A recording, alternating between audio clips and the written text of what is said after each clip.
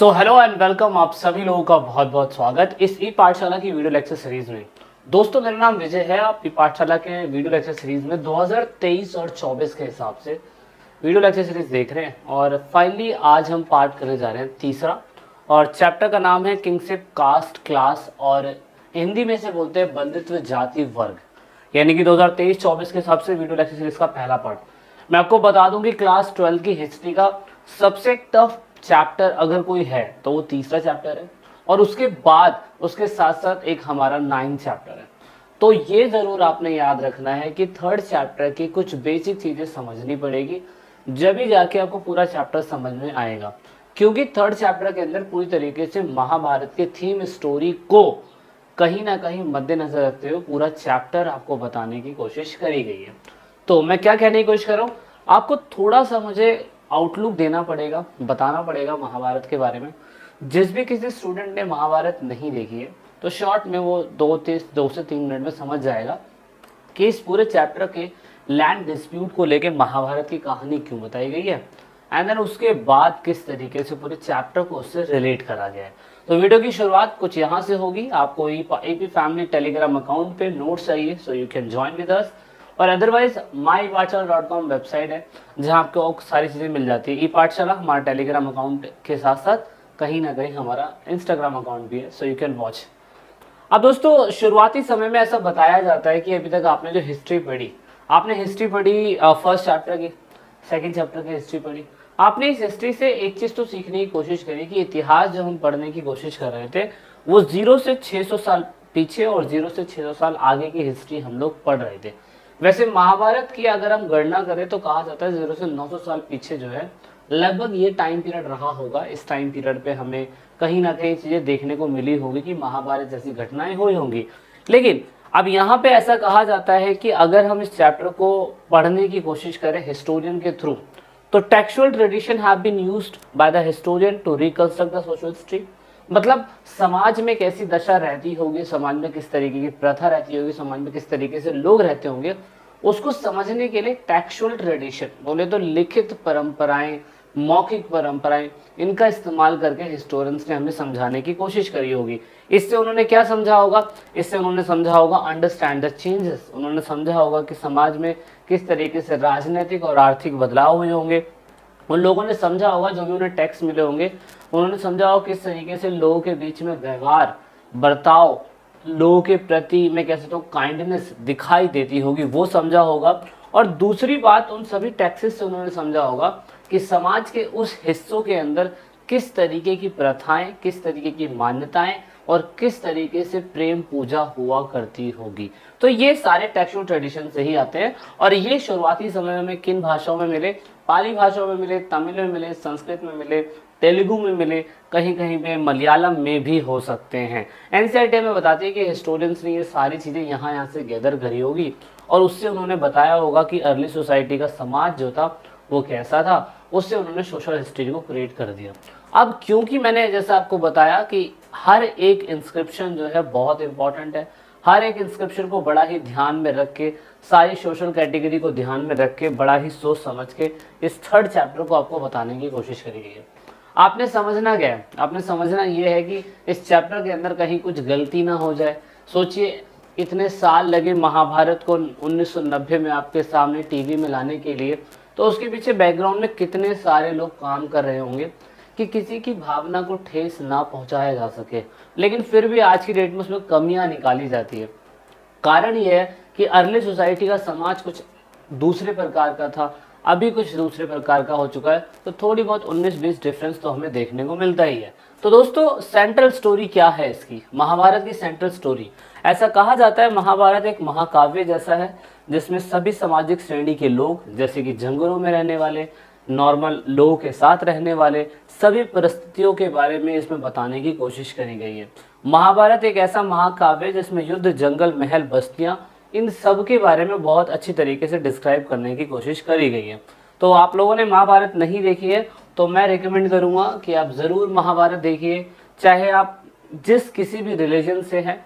देखो, हर किसी रिलीजन की एक अपनी खासियत हो सकती है हिंदू धर्म की खासियत में मैं कह सकता हूँ महाभारत, भगवत गीता और रामायण जैसी जो महाकाव्य गाथा है वो आपको ज़रूर देखनी चाहिए। इससे आपको समाज को समझने में और उस तरीके की परिस्थिति के अंदर लोग कैसे जीते थे उसको समझने में आपको मदद मिलेगी।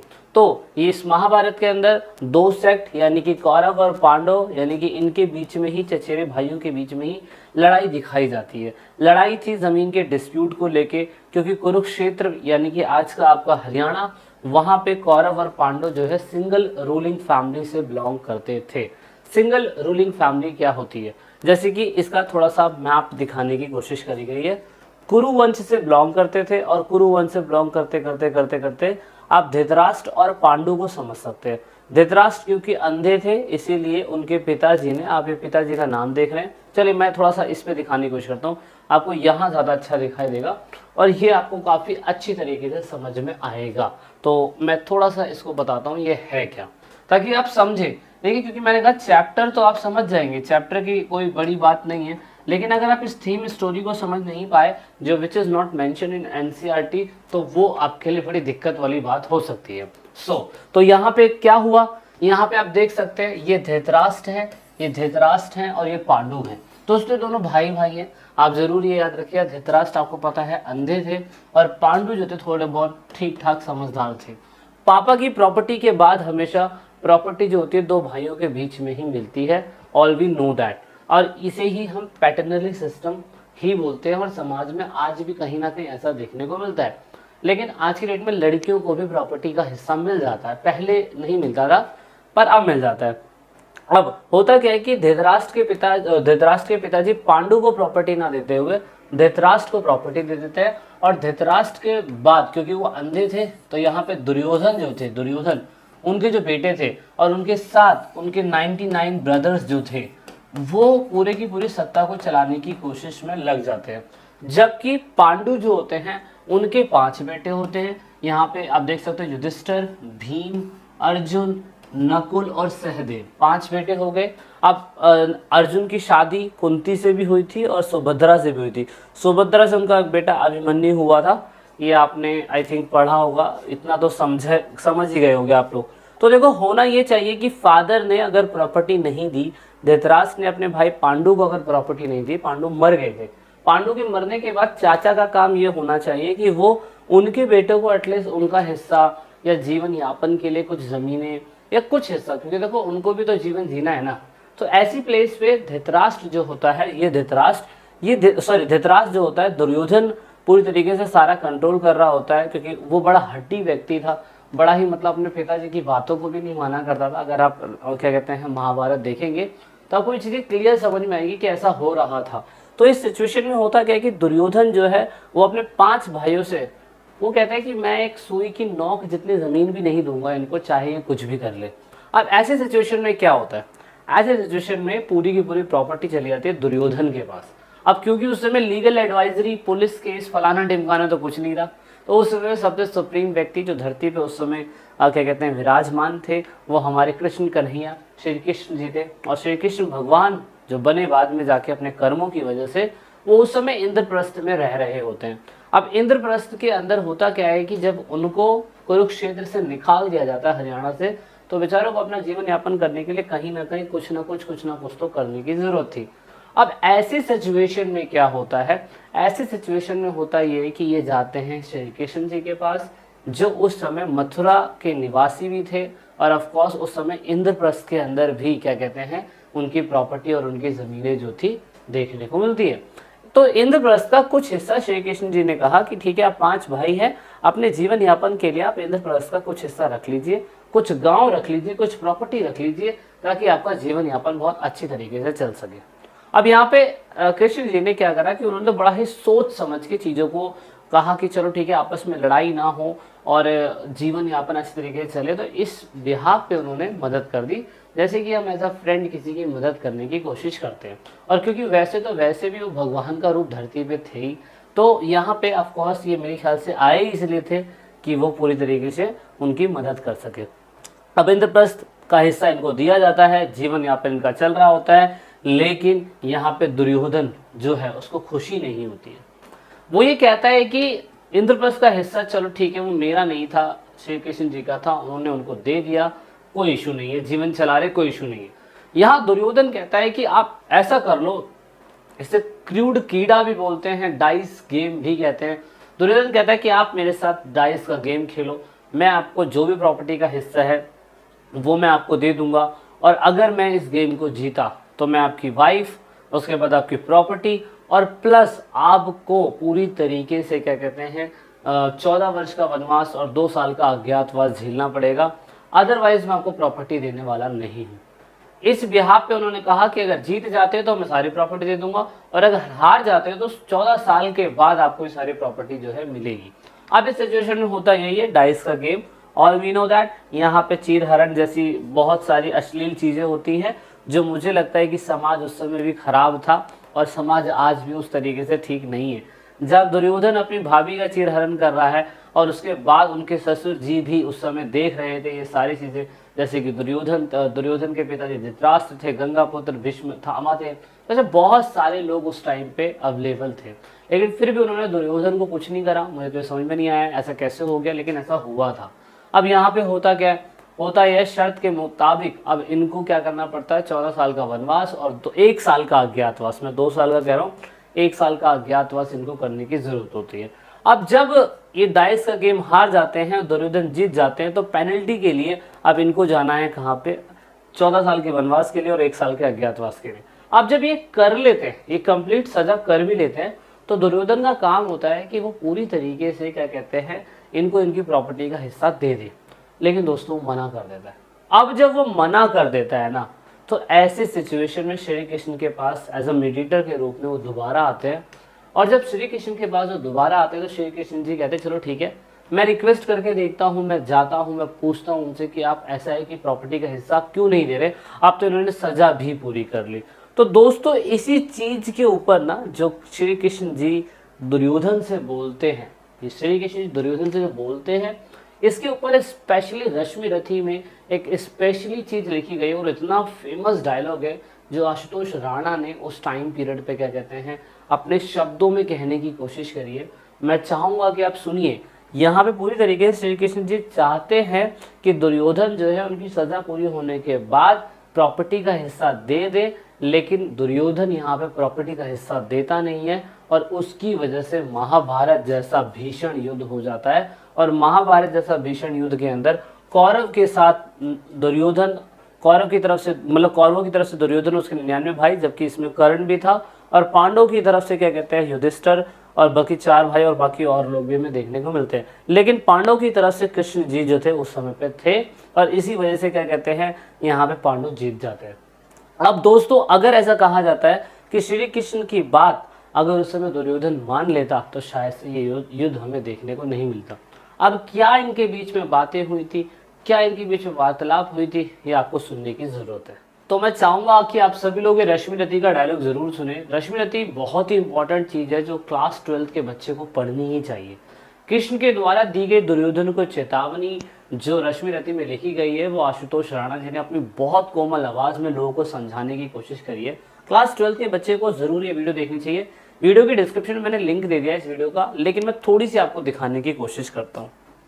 पांडवों का तृतीय सर्ग है ये रश्मि रथी का, और जब देखिए आधे से लोगों ने तो पढ़ी है, रश्मि रथी पढ़ी है, देखिए क्या बात है। तो ये तृतीय सर्ग है कि जब भगवान कृष्ण पांडवों के दूत बनकर, शांति दूत बनकर कौरवों की सभा में जाते हैं, और वो उनसे कहते हैं कि भाई मैं अंतिम प्रयास कर रहा हूं, और इस अंतिम प्रयास की उपलब्धि ये होगी अगर युद्ध समाप्त हो जाए। तो वो क्या कहते हैं, उस बात को मैं जो दिनकर जी ने कहा है मैं आपके साथ साझा कर रहा हूं कि वर्षों तक वन में घूम घूम बाधा विघ्नों को चुम चुम सैकड़ों विधाम पानी पत्थर, पांडव आए कुछ और निकल, सौभाग्य सब दिन सोता है, देखें आगे क्या होता है। मैत्री की राह बताने को, सबको सुमारे पर लाने को, दुर्योधन को समझाने को, भीषण विध्वंस बचाने को भगवान हस्तिनापुर आए, पांडव का संदेशा लाए। क्या तो न्याय अगर तो आधा दो, तो न्याय अगर तो आधा दो, पर इसमें भी यदि बाधा हो तो दे दो केवल 5 ग्राम, रखो धरती अपनी तमाम, हम वही खुशी से खाएंगे, परिजन पर हंसी न उठाएंगे। और दुर्योधन वह भी दे न सका। दुर्योधन वह भी दे न सका, आशीष समाज की ले न सका, उल्टे हरि को बांधने चला, जो था असाध्य साधने चला। जब नाश मन पर छाता है, पहले विवेक मर जाता है। जब नाश मन पर छाता है, पहले विवेक मर जाता है। हरि ने भीषण हुंकार दिया, अपना स्वरूप विस्तार किया, ढगमग दिग्गज डोले, भगवान को बध होकर बोले, जंजीर बदलकर बांध मुझे, हाँ दुर्योधन बांध मुझे। यह देख गगन मुझ में लय है, यह देख पवन मुझ में लय है, मुझ में विलीन संसार सकल, मुझ में लय है झंकार सकल, अमृत फूलता है मुझ में, श्रृंगार झूलता है मुझ में, उदयाचल मेरा दीप्ति भाल, भूमंडल वक्षस्थल विशाल, भुज पलक बंद को घेरे है, मैं नाक मेरु पग मेरे हैं, और दिव्य जो गए नक्षत्र निकल, सब है मेरे मुख के अंदर। त्रिगुणों तो दृश्य अकांड देख, मुझ में सारा ब्रह्मांड देख, शतकोटि सूर्य शतकोटि चंद्र शतकोटि सत्सिंधु मंद, शतकोटि विष्णु ब्रह्मा महेश, शतकोटि विष्णु जगपति गणेश, शतकोटि रुद्र शतकोटि काल, शतकोटि दंडधर लोकपाल, जंजीर बढ़ाकर साधने, हा दुर्योधन बांधने, भूलोक आदत। तो आपने देखा, वैसे तो बहुत बड़ी है ये, लेकिन क्या शब्द दिए हैं इन्होंने, अपने मतलब जान डाल दी इस डायलॉग के अंदर। और आपको बता दूं मैं कि जहाँ पे दुर्योधन यहाँ पे समझ ही नहीं पाए, और फाइनली श्री कृष्ण जी ने बोला, जिनको हरि कहा गया है, उन्होंने फाइनली बोल दिया कि ठीक है, अगर आप चाहते हो युद्ध हो तो फाइनली युद्ध हुआ। और युद्ध होने के बाद फिर सारा सिलसिला आपको पता है। सो फाइनली यहाँ पे होता यही है कि आप देखोगे कि यहाँ पे दुर्योधन चीजें नहीं मानते हैं, और फाइनली युद्ध की कगार पे कहानी पहुंच जाती है, और बड़ा ही भीषण युद्ध होता है। और ये युद्ध ऐसा होता है जो कभी नहीं ऐसा युद्ध हुआ होता है। कहा जाता है कि धर्म के नाम पे युद्ध लड़ा गया था। श्री कृष्ण जी ने पूरी तरीके से यहाँ पे पांडवों की तरफ से युधिष्ठिर को समझाया, भीम नकुल सहदेव अर्जुन को समझाने की कोशिश करी कि अर्जुन अब तुम्हें बाण उठाने ही पड़ेंगे, चाहे कृपाचार्य हो, चाहे अश्वत्थामा, चाहे द्रोणाचार्य हो। अर्जुन यही कह रहे कि यार मतलब मैं उन पे कैसे बाण चला सकता हूँ जिन्होंने मुझे बचपन में अपने गोद में खिलाया, जिन्होंने मुझे धनुष बाण, यहाँ पे द्रोणाचार्य जैसे व्यक्ति थे। और आपको बता दूं मैं कि यहाँ पे अश्वत्थामा जो कभी नहीं मरने वाले, कर्ण तो ऐसा व्यक्ति था जिसको खुद ही हरि और उसके साथ साथ मतलब ऐसा कहा जाता है कि उसके जैसा योद्धा, कर्ण जैसा योद्धा तो आज तक पैदा ही नहीं हुआ, ना कभी होगा। तो आप सोचिए, लेकिन फिर भी यहाँ पे जो पांडव जीतते हैं। और यहाँ पे आप देखेंगे कि हमारे जो क्या कहते हैं गंगा पुत्र थे, उनकी डेथ हो जाती है। देन फाइनली आप कहेंगे कि यहाँ पे पांडव जो है वो जीतते हैं, और यहाँ पे कौरव जो है वो हार जाते हैं। अब यही सारी स्टोरी को कंबाइंड करके, कंपाइल करके आपको यहाँ पे सुथनकार करके व्यक्ति हैं, ये वीएस सुथनकार। इन्होंने संस्कृत, ये स्कॉलर बोलते हैं, 1919 में इस काम को इन्होंने शुरू करा। 1947 साल लगे इन्होंने इस काम को कंप्लीट करा। इस पूरे क्रिटिकल एडिशन महाभारत को तैयार करने की शुरुआत करी। ऐसा नहीं है कि इन्होंने अकेले ही करा, इन्होंने संस्कृत के अलग अलग मैन्यूस्क्रिप्ट को इकट्ठा करा, संस्कृत के अलग अलग रिटन टेक्स्ट्स को, वेरियस स्क्रिप्ट को इकट्ठा करा।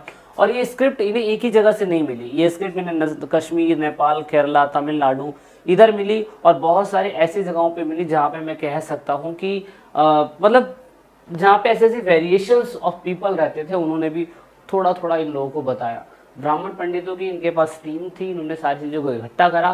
तो इस हिसाब से मैं कह सकता हूँ the variation of Mahabharata reflect the complex processor that shape the social history through the dialogues between the dominant tradition and resilient local idea and practice characterized by the moment of conflict as well as the conscious। मतलब महाभारत जो है समाज की बहुत ही मतलब विविधता या जटिल प्रक्रिया को दिखाने की कोशिश करता है कि किस तरीके से समाज में एक ही व्यक्ति, फैमिली के लोग आपस में लड़ रहे हैं। और प्रॉपर्टी का मेन मुद्दा तो नहीं हो सकता है, मैं ये प्रॉपर्टी का मेन मुद्दा नहीं कहूँगा, पर समाज में किस तरीके से सोशल प्रिंसिपल्स थे उस समय कि मतलब एक तरफ दुर्योधन जो है वो ये नहीं समझ रहा है कि भाई मतलब मेरी फैमिली खड़ी है तो वहाँ चीरहरण कर रहा हूँ। एक तरफ पांचों भाइयों को समझ में नहीं आ रहा है कि यार मैं कैसे मार सकता हूँ उन लोगों को जिन्होंने मुझे बचपन में पढ़ाया, जिन्होंने मुझे लिखना सिखाया। तो ये थोड़ा सा दिक्कत वाली बात है। और बाकी ये सारी चीज़ें जो है हम वीडियो के नेक्स्ट पार्ट में समझने की कोशिश करेंगे, ठीक है। सो यहाँ से सेकंड पार्ट स्टार्ट होगा, लेकिन आज इस वीडियो में इतना ही। ये इंट्रोडक्शन पार्ट था, मैंने समझाने की कोशिश करी कि पूरे चैप्टर के अंदर कंटेंट क्या था। आई होप अब जो नेक्स्ट पार्ट पढ़ोगे आपको और अच्छा समझ में आएगा। This is it in this video. Video अच्छी लगी तो लाइक शेयर सब्सक्राइब। जय हिंद, जय भारत, वंदे मातरम।